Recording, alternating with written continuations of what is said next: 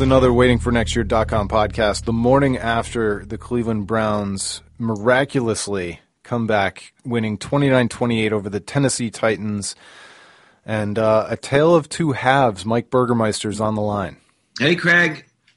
Can you believe another game comes down to pretty much the last play practically? Yeah, I believe it. Those things are they're getting harder and harder to watch.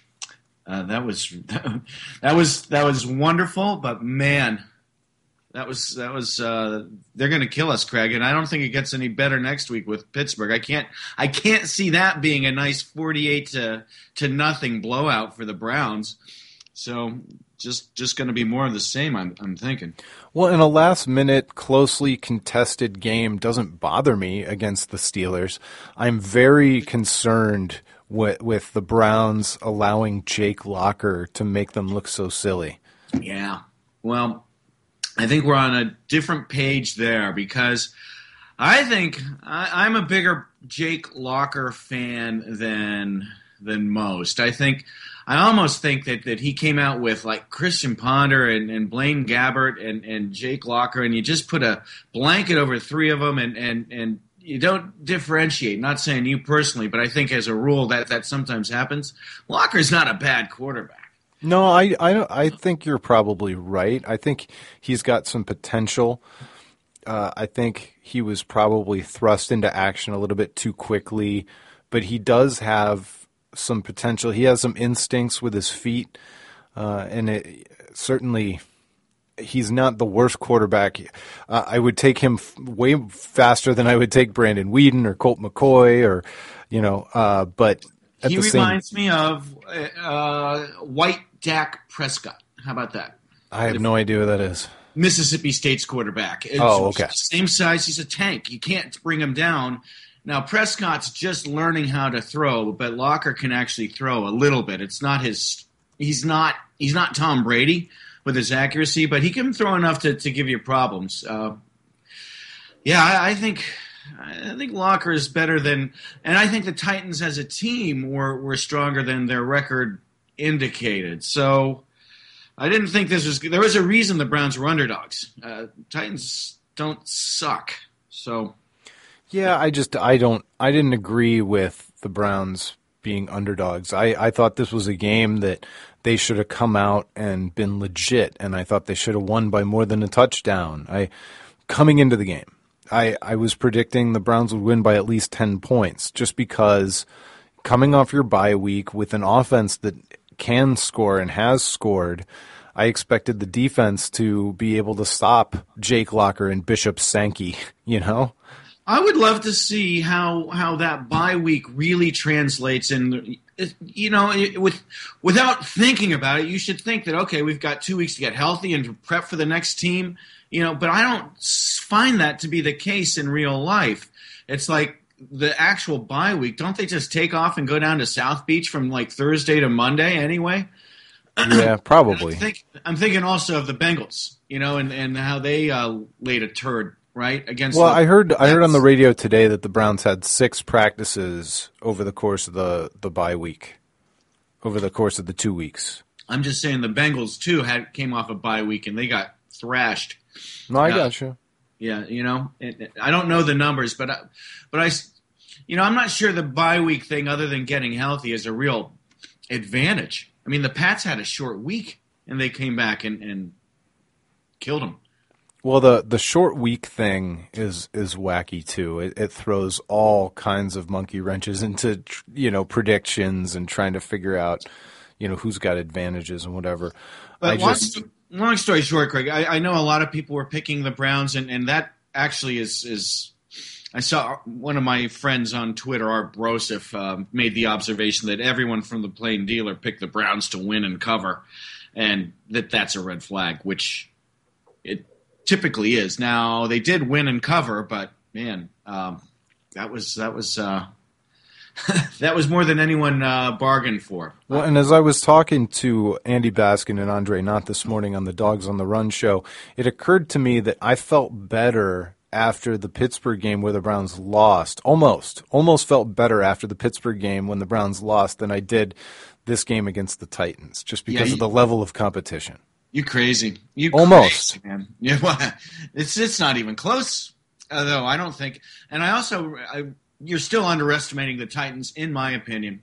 But, man, regardless if they were playing the Jets or the Jaguars, coming back from 28-3, that's an NFL team you're doing it against, an NFL defense with NFL coaches.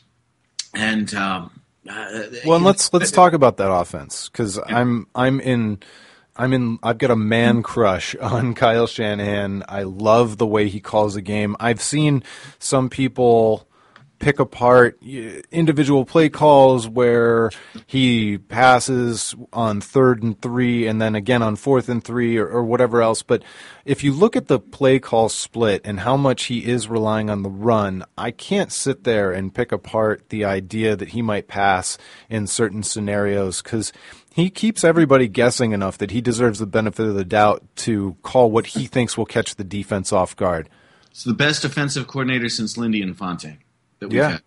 No, not even close. I love not just the play calls that he makes. I love the quickness and the confidence with which he makes those calls. You see him on the sideline. Every time you see him, he is play calling into Hoyer's helmet. So there's plenty of time. You don't see these guys with a second left on the play clock, scrambling to get the play in. He's got Hoyer up at the line with at least 15, maybe 10 seconds, so he can do a pre-snap read, audible if he needs to. Yeah, the only times they are getting down to 1 second is after Hoyer makes a change at the line, which is exactly how it should be. Exactly. It's so refreshing because, gee, many Christmas. So we had Shermer. Well, even if you assign 50-50 credit to both Shanahan and Hoyer, it's working. Yes. Oh, yeah. We don't have to go down the road of old OCs. I'm with you on Shanahan, and not just the quickness of his plays, and I wasn't aware of actually statistically the division between pass and run. I just like the moving pocket when it's appropriate. I love that draw play that he ran just at the right time. He's rotating in his running backs. So you've got a fresh Ben Tate, who I want to get back to talking about, in addition to Crowell and West. They're running left, they're running right. It's a beauty to watch that offense for not having the long Norv Turner supposedly vertical game that's so sought after. I really enjoy the offense. I wish they would. I'd be pretty happy if they just stayed no huddle all the time. I guess you can't do that, but they sure are a lot more effective when they do. Well, and that's something you and I have talked about, and the idea maybe they can't do it for an entire game, but there's nobody sitting here saying that they shouldn't start every game that way, and then maybe figuring out a tempo, backing it off later, and using up more of the clock as they've established their tempo and established some kind of a lead. But they seem to waste the first 2 drives of every game trying to pretend like they're not an up-tempo team. I also had I don't want to spoil my whole post for tomorrow, but I have a post breaking down the rushing attempts and the rushing game as compared to the way the Browns have been the previous 2 years, which encapsulates Shermer's last year and Chud's only year. And I'll just tell you that the Browns are basically 50-50 in terms of attempts. That's good, right? I mean, that's a balanced attack, and there are very few teams actually even talk about wanting a balanced attack, but to the extent that they pay lip service to it, I doubt that very many teams who even want a balanced attack achieve a balanced attack in terms of distribution that's 50-50. Well, and I don't think I'm making it up when I say that Pat Shurmur used to talk about the balanced attack all the time and then send a guy out to throw it 174 times. Yeah, that was crazy. Browns led the league in pass attempts like 2 years in a row. And I almost give Shurmur a pass, or not Shurmur. I almost give Norv Turner a pass because of what Joe Banner did to that running attack last year after he traded Trent Richardson, and Norv Turner almost had no choice, even as Jason Campbell and Brandon Whedon came in to replace Hoyer. Yeah, no, well, yeah. I mean, last year was, it's bad. Yeah. So, as for the Browns versus the Steelers, I think the Browns' offense is primed. The Steelers are banged up. They've got, they've gone back to Brett Kiesel and Jerome and James Harrison. They don't have that vaunted defense like they've always had. The only question is, are they going to be able to get to Ben Roethlisberger? Are they going to be able to stop Antonio Brown? No. I rewatched the game this morning, and it shocks me how nervous I get every time I see Barkevious Mingo anywhere. Yeah. On the field. Is this rising to bust levels for you yet? No. Thinking both about the Titans and the Steelers. Titans is sitting there with Andy Levitra, who would have liked to have had him last year instead of Sean Laval, but he was a very expensive free agent that the Titans went out and got, and then they drafted, darn it, I can't think of the guard or tackle, Chance Warmack. They spent a first rounder on another guy, and they've got Michael Roos. They've got a strong offensive line. So do the Steelers, and so they've got DeCastro, and they've got Pouncey, and they've got a couple other guys, but they've got a pretty sound offensive line. So did the Saints. So did the Ravens. We haven't had a soft offensive line yet. So I'm not willing to rethink my premise going into this that our front seven is one of the strengths of the team. As far as Mingo, in other words, let me see them against like the Bengals offensive line. And I know the Bengals are supposed to have a good offensive line, but I don't think they're as good as any of the teams we've played so far. So I want to withhold judgment on the front seven until we see somebody, an O-line that's not as good as what we've seen so far. And as far as Mingo, I don't know. I don't know, and I guess I kind of don't care, because I only care to the extent that I never understand why he seems to get more snaps than Jabaal Sheard. This makes no sense to me, because I think Sheard is actually our best defensive player. Sheard certainly played a lot more in the second half, and I don't know that. I didn't count the plays, but when I was rewatching the game this morning, anecdotally, it felt like he was in there more in the second half. And maybe I'll have to look at the snap counts from somewhere and see if that is an actual fact. And I don't know whether I should be more upset at something like the fact that Mingo can't seem to play very well, or just say whatever, they got Armani Bryant. And I don't know if I should be upset that Justin Gilbert didn't walk right in and take a starting job, or just be happy that K'Wan Williams had a really pretty good day. Boy, I was like, who is this guy? Yeah. He was all over the place on every play. Wow. Where did he come from? Was he a waiver pickup just recently? I don't know. He's a real little guy, too. Well, I'm glad we got him. I don't know. Mingo, I still say put him at safety. I mean, if he's not going to be an effective pass rusher, and he's not really built to be a linebacker, he's still 6'6" and really fast and athletic. The Browns signed Williams out of Pitt, undrafted. Yeah. Amazing. Yeah, cool. You know what, though? A senior team captain. I mean, we got a guy who played 4 years and was a team captain, and not that necessarily means anything, but if you're going to bet on an undrafted rookie, that you could do worse than picking the guy who was named captain for his team. Well, it just goes to show you what a crapshoot the draft is. I know, right? I mean, you know what? I will say that when I did my mock thingies, I wanted the Browns to get Kyle Fuller, and this was with their pick at 26, because at the time all the mocks you saw Kyle Fuller was going to last until the end of the first round, maybe into the second round. He's the only one that seems to be panning out. Everybody loved Justin Gilbert, including me. You watch the film on Gilbert in college, and he's got the good closing speed, and they talk about fluid hips. I don't even know what that means, but he can turn around real fast. But he's got super long arms and a good vertical, and those are the things you can't teach, but those are measurables to go by. And so, hey, yeah, I wanted Justin Gilbert, and it's way too early to pull the plug on him, but at the same time, there sure is a place in the league for the guys like Williams and let's say Buster Screen, another short little guy who plays really hard.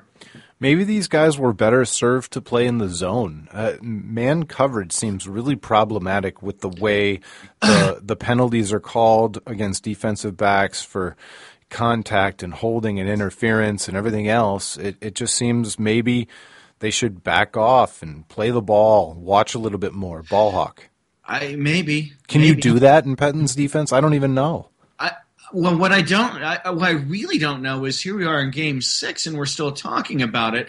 He should have these guys either finely tuned in the art of bumping within the first 5 yards or reverted to a plan B, because I thought Pettin's thing was all about putting his cornerbacks on islands, and that's not working out, So no, and I don't know whether, a couple weeks ago I defended Joe Haden. I said, hey, look, they're not getting to the quarterback. And that was my suspicion at that point in time. And I still don't feel like they're overwhelmingly getting to the quarterback, but at some point it's all got to work together. I want to watch more of this, go back and watch it. I was obviously in a fog, and frankly, even when I was watching it yesterday, I wasn't really looking at the TV because I couldn't. But it sure seems to me they went with 3-man rushes, which always makes you wince. But it was pretty effective when they dropped 8 in coverage. It seemed like that actually worked, which... Well, and at that point in the game, they're daring Charlie Whitehurst to beat them. Okay, yeah, because, in my experience anyway, when you rush 3 and you dare somebody to beat you, he beats you. So that was really that was gratifying to see. One thing I want to say about Haden, though, he's getting killed again. But I made the point in your comment thread on today's post over waiting for next year. That first pass interference was a 3rd and 9. The ball was 5 yards over the receiver's head and out of bounds. It was the definition of uncatchable, and it resulted in a first down that led to the first touchdown. Or was it the second touchdown? It doesn't matter. First touchdown.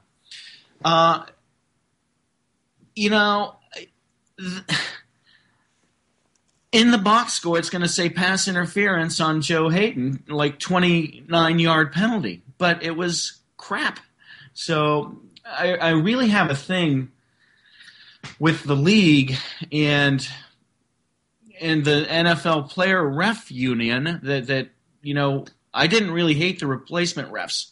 Let me just say that. And I don't find a great difference with the real refs.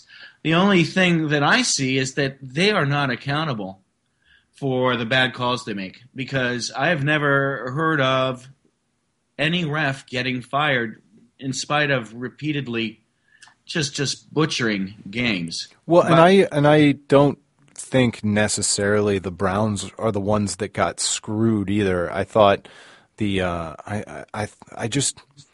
the laundry show of watching these flags fly all game long. There's that, and I want to circle back to the Browns actually did get pretty hosed, but this is a more general topic I've got. Right. And that's kind of what I was saying. Well, where I was going specifically is there's Terry McCauley. He's the Bottlegate ref, right? He was out there 2 Monday nights ago in that Eagles-Colts game when the Colts gave up like 10 points or 14 points in 90 seconds. He was making bad calls that allowed that to happen. And he's been making bad calls for over a decade. Why is he still there? There's no accountability. is what I'm saying. These guys got to get fired. I don't want to hear about, they get graded and so they get put on crap games. Well, unfortunately, the Browns are usually those crap games, and so we wind up with these. They've got to get fired, Craig. That's all I'm saying. Now, in terms of the game there, so that's 7 points yesterday that on that bad pass interference call because they would have been punting. It would have been 4th and 9. And then on Locker's touchdown, the one where Kirksey hit him in the touchdown in the end zone, there was a holding call. Somebody was trying to get released from the line of scrimmage while Locker was scrambling and was held onto flagrantly. You can see the arms extended. You can see the jersey held. And they didn't call it. So instead of 3rd and 2, it should have been 3rd and 12, probably stop them and probably force a field goal. That's 11 points directly attributed to bad refereeing. And there's no other way to slice it. Now, we can go into the second half and maybe it evens out, but that put the Browns in a real serious hole. They weren't playing great, but those refs gave the Titans 11 points, plain and simple. Yeah, I mean, it certainly kind of felt that way. And I do think that hit on Jake Locker was a penalty, and I think it should have been flagged.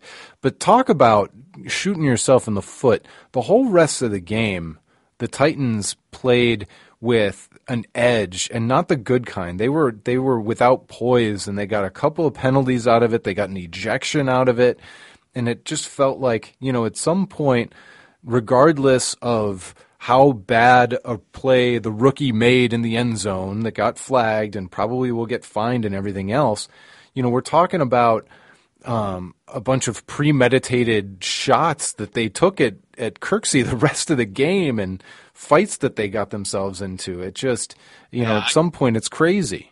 I got to watch that game over again. Without going back and watching it, it felt like a Browns-Steelers game where the Steelers got physical and concussed one of our quarterbacks, and we spend the rest of the game trying to get back at them and getting flagged for it. And I would just say it is better to be the one delivering those and taking that personal foul penalty than it is to be the one trying to get back at. And for the record, too, you and I do disagree on the Kirksey hit because I have looked at that. And Locker goes into a slide like within 2 feet of Kirksey. If he doesn't want to get hit, go into a slide at the 3-yard line. Plain and simple. That slide thing is to protect the quarterback. It's not for him to game his way into getting flags. If he doesn't want to get hit, don't get a touchdown. If you want a touchdown, you're going to get hit. He probably will get fined, but it's unfair. You can say Kirksey hit him with the arm. His arm led with his arm. I will say that if Locker wasn't going down to his knees, he wouldn't have got hit in the head. Just stand up and go into the end zone, like a man, instead of this sliding into the end zone. That's not how you score a touchdown. He probably will get fined. It's wrong, though. And it wasn't a bad hit. And we've seen a lot worse. Well, I think that it's an illegal hit. I think it's really tough for the defender. I do feel, in a lot of ways, I feel sorry for him.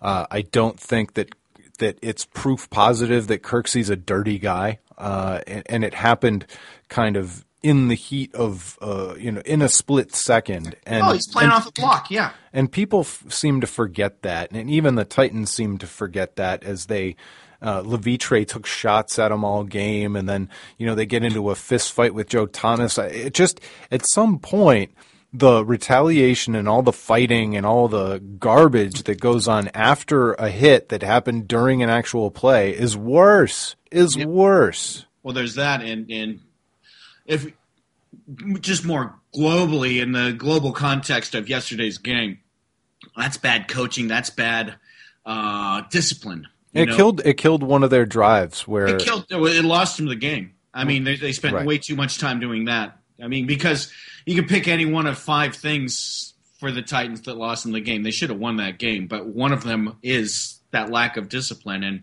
Yeah, shame on them. Shame on their coach. Yeah. Well, and how happy are you today that the Browns have Petten and Shanahan and not Wisenhunt and whoever and Ray Horton? Oh yeah, I'm happy, and Josh McDaniels. Oh. Right. I love Coach Petten very much. I'm not sure how I feel about his defense so far, but I do. I like his demeanor. I like his decision making so far as a head coach. His demeanor, his poise. He must do that consciously. He is unflappable on the sideline. By the way, I even normally hate the challenge of the first down. But my instant reaction when Petten challenged the first down yesterday was, oh boy, these things never work out well. And then it might have even been you, but somebody pointed out to me, if not now, when do you challenge a first down? And he was 100% right. It was the right time to make that call. And my instincts, I just don't like challenging that kind of play because it doesn't feel like they're ever successful anecdotally. Well, it was a horrible spot, and it really was. And you see that a lot now, where I don't know if you've noticed it. It's almost like the refs are out to keep play moving, but they are very liberal granting first downs both in college and in pro. And you'll see them put the ball down, and they don't even make the full first down motion. They just kind of point. Okay, move the chains. Yeah, over their shoulder, move the chains. It's crazy what they're doing now, but that was huge, and it was good instinct. I don't even know if Petten had enough time to hear from the booth that he should challenge it. I think that was almost him by himself saying, "No way, that's a first down." Yeah. All right. Well, I'm running out of time here, and, all right, brother. And we're coming up on 30 minutes. What do you think? I mean, I don't want to make predictions. Predictions are dumb, but so I'm in for 10-6 is the record I got for the Browns. I'm sticking with that. So this 10-6. Yeah, absolutely. No, that's fine.